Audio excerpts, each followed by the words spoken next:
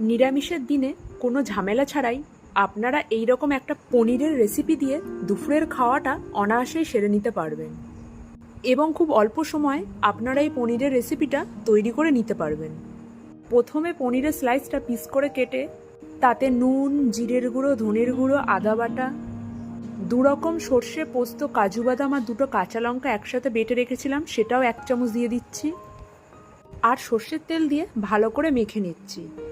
এই পনিরের রেসিপিটায় শুধু সর্ষের তেলই ব্যবহার করবেন।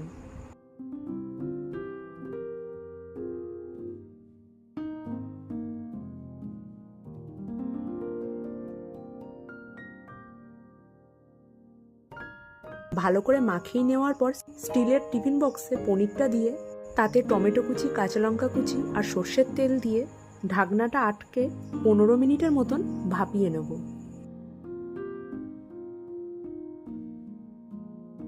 আর মাত্র 15 মিনিট পরেই তৈরি হয়ে গেল কম সময়ে দারুণ স্বাদের পনিরের রেসিপিটি।